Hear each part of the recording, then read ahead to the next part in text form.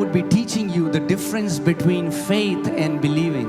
और आज मैं आपको फर्क दिखाना चाहता हूँ विश्वास करने में और मानने में क्या फर्क है.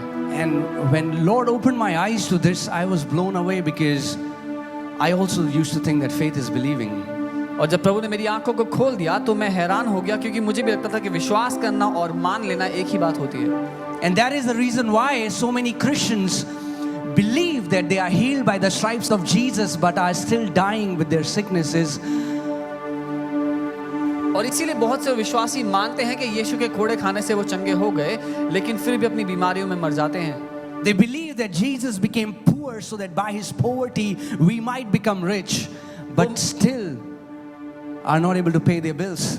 वो मानते हैं कि यीशु उनकी अमीरी के लिए गरीब हो गया, लेकिन फिर भी वो अपने कर्जे नहीं चुका पाते.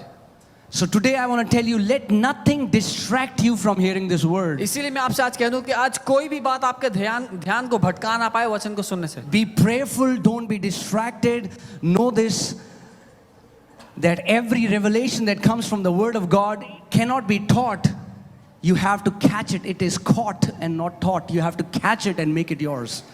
प्रार्थना करते करते वचन को ग्रहण करें और ये जान लें कि कोई भी प्रकाशन जो परमेश्वर की ओर से हो वो सिखाया नहीं जा सकता. उसको पकड़ना जरूरी है, उसको अपना बना लेना जरूरी है. So the first thing I want to tell you is how important is faith. So पहली बात जो मैं आपको बताना चाहता हूँ, कितना जरूरी है विश्वास होना. So today I want to establish the importance of faith. आज मैं विश्वास की महत्वपूर्णता को बताना चाहता हूँ. Because I think after you got born again, the most important subject you should know is faith. क्योंकि जब आपने नया जन्म पा लिया, सबसे जरूरी मुद्दा जो आपको पता होना चाहिए वो है विश्वास. For Bible says in Hebrews 11:6 that without faith it is impossible. Let's stop there. इब्रानी 11:6 बाइबल कहती है विश्वास के बिना असंभव है. हम यहाँ रुक जाते हैं. Now think about you are asking me a question. You're saying, what about this situation that I'm encountering for years? अब आप ये सवाल कर सकते हैं अपने आप से कि इस बात का या इस परिस्थिति का क्या जो इतने सालों से मैं झेल रहा हूँ.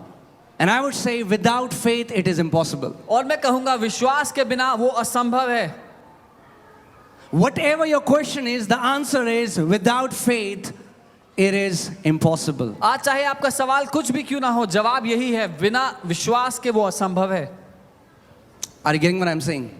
Without faith it is impossible. विश्वास के बिना वो असंभव है. But faith is not what many of you think faith is. लेकिन विश्वास वो नहीं है जो आप में से बहुत लोग समझते हैं कि विश्वास And है. faith is not what many people in the world think faith is. और विश्वास वो भी नहीं जो दुनिया के बहुत से लोग समझते हैं कि ये विश्वास है. Because people say, yes, I believe in Jesus, I have faith, and yeah.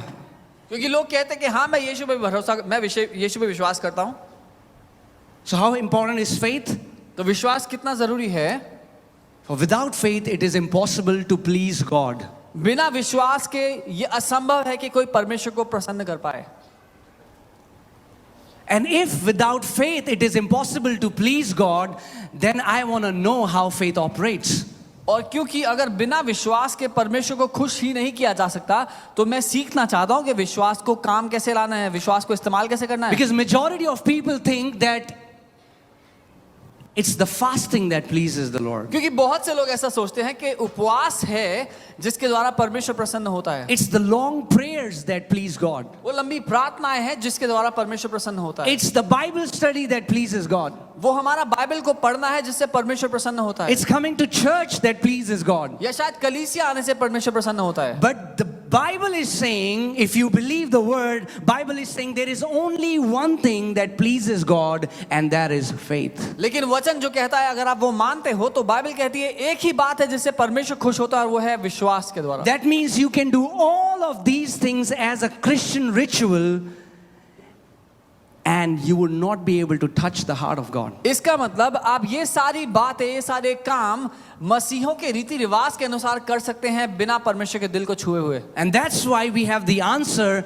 why so many people come to church, fast, pray, give, attend